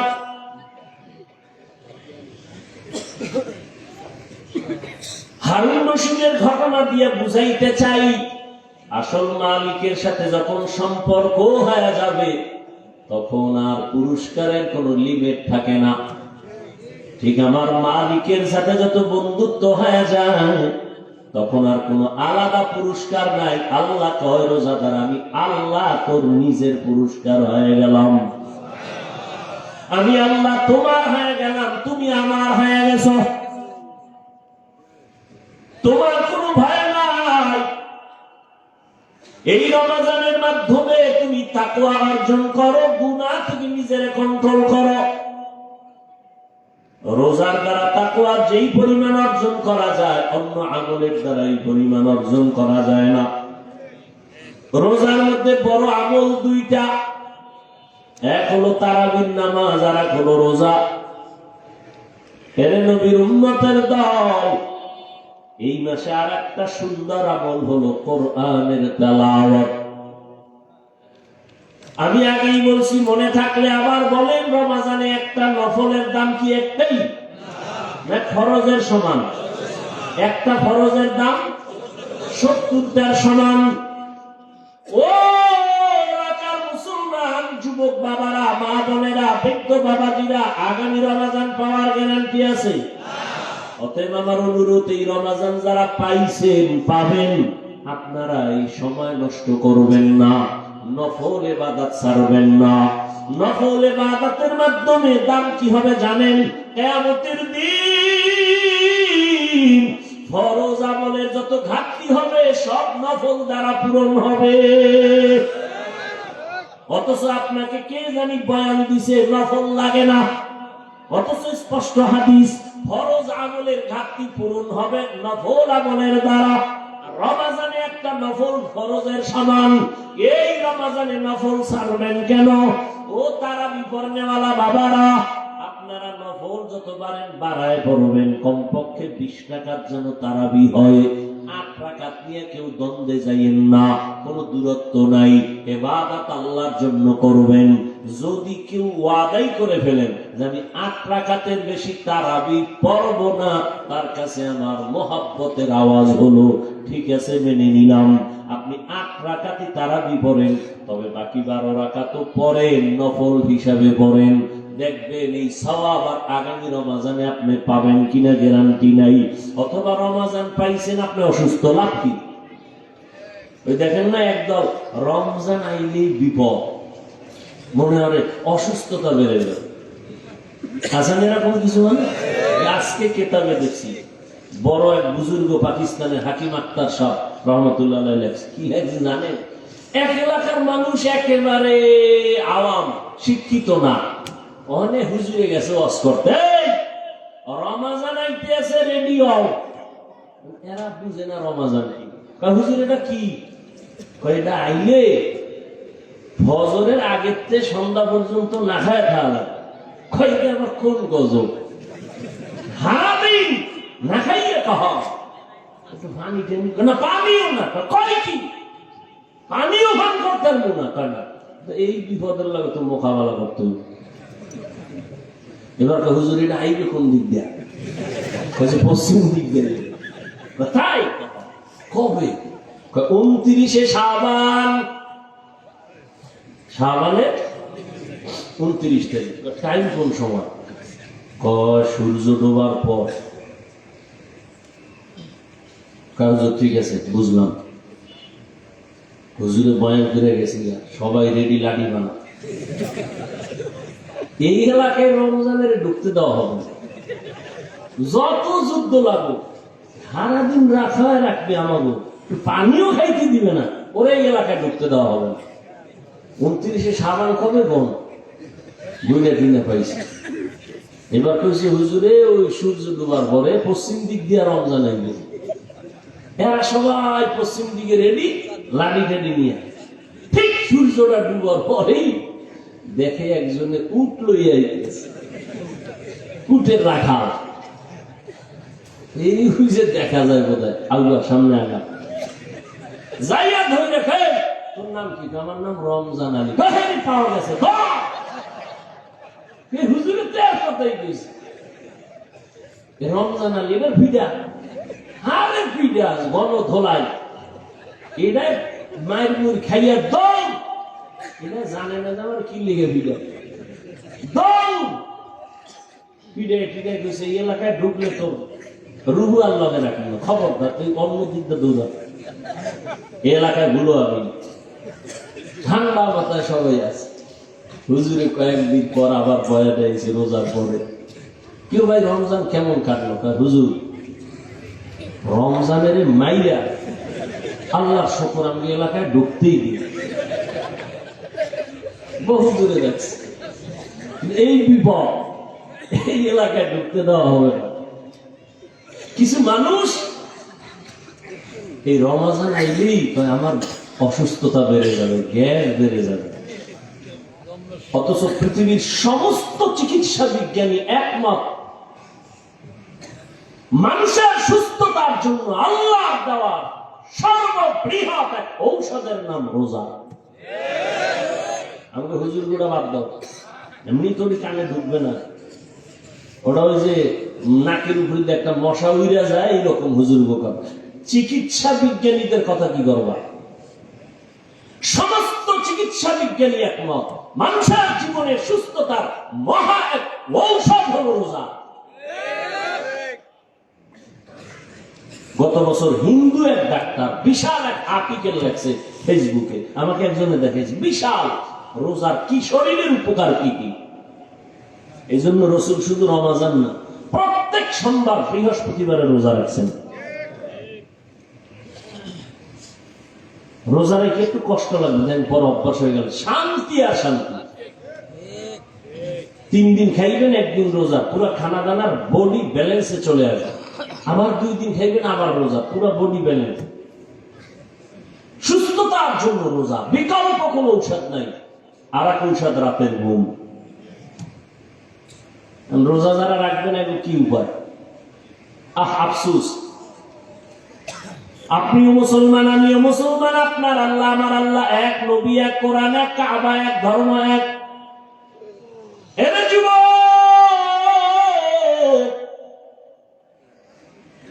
আপনি রোজা রাখতে চান না, আপনার ছেলেও চায় না, মেয়েও চায় না। আল্লাহর শুকর, আমাদের ছোট ছোট বাচ্চারা রোজা রাখবে।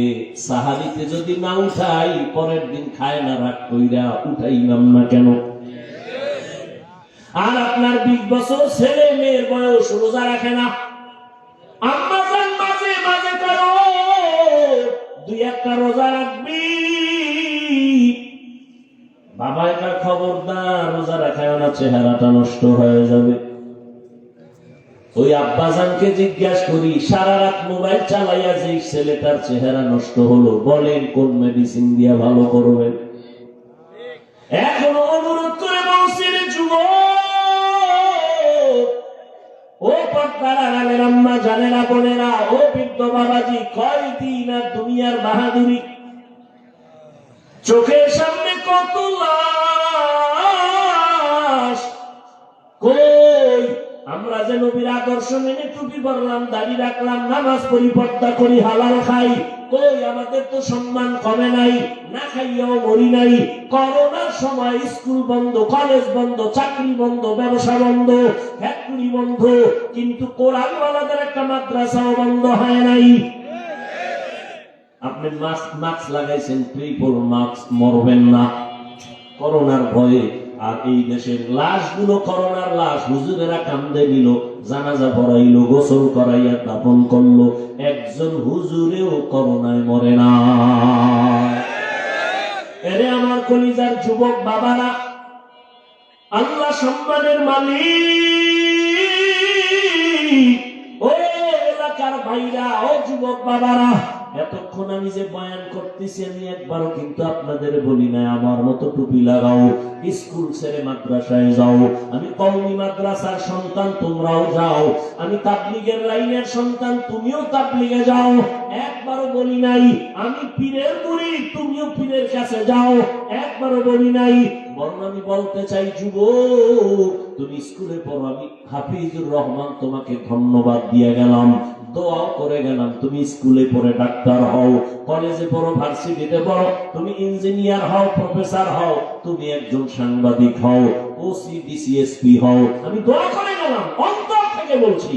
তোমার মাদ্রাসায় যাওয়া লাগবে না, তুমি একজন ব্যবসায়ী হও, চাকরিজীবী হও। তবে আমি হাফিজুর রহমানের একটা ছোট দাবি, বিদায় বেলা তোমাদের কাছে, বেয়াদব হইও না রে বাবা। তোমার ব্যবহারে কোনদিন যেন না বাবা কষ্ট না পায়, তোমার আচরণে কখনো যেন আলেম কষ্ট না পায়, তোমার ব্যবহারে কখনো শিক্ষক যেন কষ্ট না পায়। কারণ মা বাবা যদি কষ্ট পাইয়া মনে দুঃখ নিয়ে বলে একটা নিঃশ্বাস ছাড়ে, ওই নিঃশ্বাসটা তোমার জন্য একটা আগুন। ওই আগুনটা যদি তোমার কপালে লেগে যায়, মরার আগে তোমার জীবন বরবাদ হয়ে যাবে। তোমার মতো যুবক, তোমার আচরণে শিক্ষক যদি কষ্ট পাইয়া দুঃখের নিঃশ্বাস ফেলে বলে এই কষ্টের নিঃশ্বাস যদি তোমার কপালে লাগে তোমার লেখাপড়া ধ্বংস হয়ে যাবে, আলেমের দুঃখের নিঃশ্বাস যদি লাগে চরিত্র নষ্ট হয়ে যাবে। এজন্য বললাম, হে যুবক, স্কুলে পড়ো, কলেজে পড়ো, চাকরি করো, ব্যবসা করো, মা বাবার দোয়া নিয়ে, শিক্ষকের দোয়া নিয়ে, উলামায়ে কেরামের পরামর্শ নিয়ে, নবীর আদর্শ মেনে জীবনটা চালাও। এবার বাস্তবে একটু তাকায় দেখো তো, তোমার মতো যুবক জীবনে মাদ্রাসায় পড়ে নাই, স্কুলে পড়ে, কলেজে পড়ে, সত্য কথাটা স্বীকার করো, তোমার মতো যুবক জেনারেল লাইনে থাইকেও নামাজ পড়ে, বলো আসেনি? তোমার দুই পায়ে হাত রেখে বলছি, বেয়াদবি মাপ চাই, রাগ করো না। বলো, তুমি মেধা আছে, বিবেক আছে, পশুকে আল্লাহ বিবেক দেয় নাই, তুমি বলো। তোমার মতো যুবক যদি স্কুল কলেজে পড়িয়া নামাজ পড়ে, বলো তুমি কেন পারো না রে বাবা? তোমার কি সমস্যা বলো? মা বাবার কি অভিশাপ লাগছে তোমার কপালে? আমার তো মনে হয় তাই, নাইলে অভিশাপ না লাগলে তোমার মতো যুবক যদি কলেজে পড়িয়া নামাজ পড়ে, বলো তুমি কেন পারো না? তোমার মতো যুবক যদি রাস্তায় গাড়ি চালায় নামাজ পড়ে, তুমি কেন পারো না? তোমার মতো যুবক র্যাব, আর্মি, পুলিশ, বিডিআর চাকরি করে নামাজ পড়ে, বলো তুমি কেন পারো না? তোমার মতো যুবক ডাক্তার, প্রফেসর, ইঞ্জিনিয়ার 5 ওয়াক্ত নামাজ পড়ে, বলো তুমি কেন পারো না? তোমার মতো যুবক নদীর মধ্যে মাছ ধরে, নামাজ ছাড়ে না, ময়দানে কৃষি কাজ করে, নামাজ বাদ দেয় না, বলো তুমি কেন পারো না রে বাবা? আল্লাহর কসম, আল্লাহ তাআলা তোমাকে বারবার ডাকে, তওবা করো। কয়দিন আর গুনাহ করবা, কোন দিন হায়াত শেষ হবে জানা নাই। চক্ষু বন্ধ করে একটু গবেষণা করো, ভাবো, দেখো করোনার মধ্যে যুবকের লাশ, ছাত্র জনতার আন্দোলনে দেখো যুবকের লাশ, যত লাশ দেখি শুধু যুবক আর যুবক, পানির নিচে, গাড়ির নিচে, ঘুমের বিছানায় যুবকের লাশ। কয়দিন আর বাহাদুরি করবা? জীবনে তো গুনাহ মনের ঝাল মিটাইয়া কম করো নাই, মনে চাইছে দাড়ি রাখবা না রাখো নাই, মনে চাইছে নামাজ পড়বা না পড়ো নাই, মনে চাইছে পার্কে যাবা দৌড়ায় গেছো, কারো বাধা তুমি মানো নাই, এখনো কি তওবা করবা না রে বাবা? মনটাকে শুধু একটা কথাই বুঝাও, এরে মন, তোমার মতো যুবক যদি জেনারেল লাইনে থাকিয়া চাকরি করে, ব্যবসা করে, লেখাপড়া করে, নামাজ পড়ে, তুমি কেন পারবা না রে বাবা? এখনো সময় আছে, তওবা করে নাও। আমার আল্লাহর কাছে মনে মনে বলো, ও দয়ার মালিক, জীবনে তো কম দাড়ি কাটি নাই, নামাজ কম সারি নাই, বেপরদায় কম চলি নাই, ও আল্লাহ কয়দিন আর গুনাহ করব, কোন দিন আজরাইল আসবে তাও জানা নাই, তওবা করিয়া নাও। এই বরকতের মাস আর পাবা কিনা জানা নাই, ওই মায়ার নবীর আদর্শের মালা গলায় লাগাও, ওই রহমতের নবীর মালাটা গলায় লাগাই, ওরে যুবক, নবীর আদর্শের মালা গলায় লাগায় কত বিধর্মী কালেমা পড়িয়া মুসলমান হয়ে গেল। আমার নবীর আদর্শ এত সুন্দর, যেই নবীর আদর্শের পাগল উড়ন্ত পাখি একটা গর্তের পিপিলিকা পর্যন্ত আল্লাহর কাছে দোয়া করে, আরজি করে, হে আল্লাহ তুমি আমার একটু মদিনা দেখাও, আল্লাহ তোমার ঘর দেখায় দাও। আমার আল্লাহ অর্ডার দিছে, ও কবুতর, অমুক এলাকায় যাইয়া অমুক পিপিলিকাটাকে পায়ের সাথে লাগাইয়া মক্কা দেখায় দাও, নবীর রওজাটা দেখায় দাও। মদিনার নবীর রওজার এত মোহাব্বত, ও নবীর আশিক, ও পর্দার আড়ালের আম্মা জানেরা, বোনেরা, আপনাদের কত ধন্য জীবন, আপনারা নবীদের মায়ের মতো দামি মা, সাহাবায়ে কেরামদের মতোই তো আপনারা নারী, হাফেজে কোরআনের মায়ের মতোই আপনারা দামি, আপনারা তো আয়েশা রাদিয়াল্লাহু আনহার মতো নারী, ফাতেমা রাদিয়াল্লাহু আনহার মতো নারী, খাদিজা রাদিয়াল্লাহু আনহার মতো নারী। কয়দিন আর দুনিয়ায় বাঁচবেন রে মা? একটা সন্তানকে আদর্শ ডাক্তার বানায় যান, আদর্শ ইঞ্জিনিয়ার বানায় যান, আদর্শ প্রফেসর বানায় যান, আপনার মতো কত নারী এই এলাকায় এখনো আছে, বেপরদায় চলে না, নামাজ ছাড়ে না, স্বামীর মাল হেফাজত করে, সন্তানগুলো আদর্শওয়ালা বানানোর মেহনত করে, মা বাবা সন্তানের পেছনে মেহনত করে, বেপরদায় চলে না, স্বামীর মাল নষ্ট করে না, মোবাইলে সময় নষ্ট করে না। এরে আম্মা জানেরা, এখনো কি আপনারা তওবা করতে পারেন না? আল্লাহকে বিনয়ের সাথে বলেন মনে মনে, হে আল্লাহ, জীবনে আর নামাজ ছাড়বো না, বেপরদায় চলবো না, মোবাইলে সময় নষ্ট করব না, স্বামীর মাল হেফাজত করব, সন্তানগুলো আদর্শবান বানানোর চেষ্টা করব। রহমতের নবীর মহাব্বত আর আদর্শ অন্তরে লালন করিয়া, ও বৃদ্ধ বাবাজি, আপনার মতো কত বুড়ারা মসজিদে গিয়া নামাজ আদায় করে 5 বেলার, আপনারা কেন পারেন না? রহমতের নবী এত কষ্ট জীবনে করেছেন, বিদায় বেলা নবী অসুস্থ, সাহাবীদের কাঁধে ভর দিয়ে নবী জামাতে হাজির হয়েছেন, নবী নামাজ ছাড়েন নাই। এরে নবীর উম্মতের দল এত কষ্ট নবী করিয়া উম্মতের শিক্ষা দিয়া গেলেন। ওই নবীর আদর্শ সারা কিয়ামত পর্যন্ত এই জীবনে কখনো শান্তি আসবে না, সম্মানও আসবে না। নবীর জন্য যদি জঙ্গলের প্রাণীরা পাগল হয়ে যায়, রহমতের নবীর দেখলে যদি পেটের ক্ষুধা নিবারণ হয়, আল্লাহর নবীর আশিক জগৎ বিখ্যাত ইমাম মালিক রাহমাতুল্লাহ আলাইহি মদিনাতুল মুনাওয়ারায় হাঁটে চলে, জুতা পায়ে পড়ে না, একমাত্র কারণ রহমতের নবীর কদম কোথায় লাগলো, আমি জুতা পরিয়া ওই বেয়াদবি করতে পারবো না, কারণ মদিনার ধুলা নবীর আশিকের চোখের সুরমা। এরে নবীর উম্মতের দল, এজন্য আশিক মদিনার নবীকে দেখার জন্য কাঁদে আর আল্লাহর কাছে বলতে থাকে, আরো বেরে পুবাল হাওয়া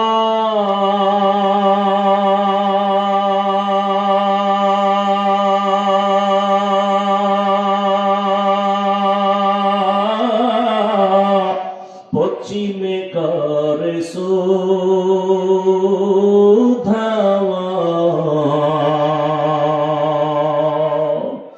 এই গরিবের দুঃখী সালাম, এই গরিবের দুঃখী সালাম, পৌঁছে দিও মদিনায়, মদিনা যাইতে পারলাম না, মদিনা দেখতে পারলাম না,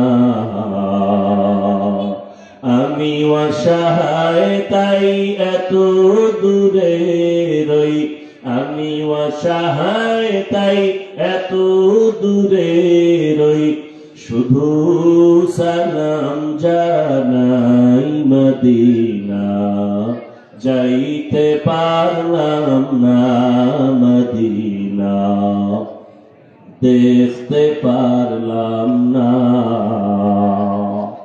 মদিনা নাম কত সুন্দর,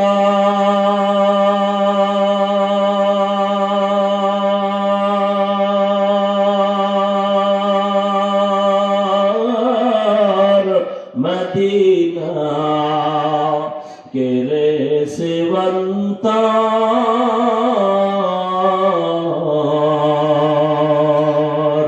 পাখির ন্যায় ডানা থাকলে, পাখির ন্যায় ডানা থাকলে যেতাম মদিনায়, মদিনা যাইতে পারলাম না, মদিনা দেখতে পারলাম না। এরে আল্লাহর বান্দারা, ওই মদিনার মহাব্বত অন্তরে জমা করে এখনো সময় আছে, তওবা করো আর আমার মালিকের ডাকো আর বলো, হে মালিক, আর নামাজ ছাড়বো না, দাড়ি কাটবো না, বেপরদায় চলবো না, মা বাবার সাথে বেয়াদবি করবা না রে যুবক, ওলামায়ে কেরামের দোয়া নিয়া, শিক্ষকের দোয়া নিয়া, নবীর আদর্শ মেনে চলবা।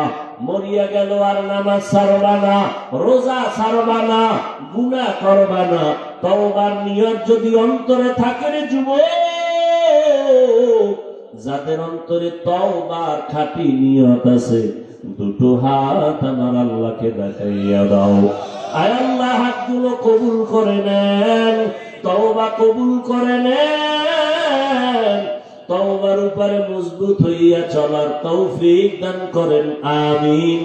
আলহামদুলিল্লাহি রাব্বিল আলামিন, ওয়াসসালাতু ওয়াসসালামু আলা সাইয়্যিদিল আম্বিয়া'i ওয়াল মুরসালিন ওয়া আলা আলিহি